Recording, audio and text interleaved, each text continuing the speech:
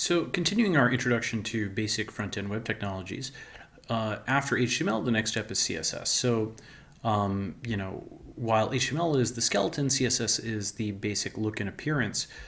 This is, a little example of how one can actually just take a normal web page and apply some styles to it.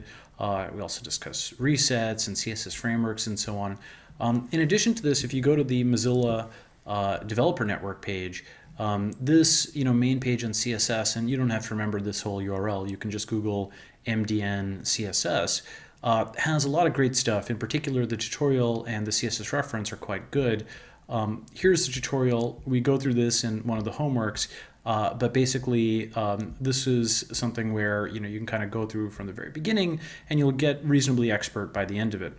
As a reference, just like the list of all HTML tags and all of their attributes, you can see every single CSS property and then things called pseudo-classes and pseudo-elements and so on and so forth.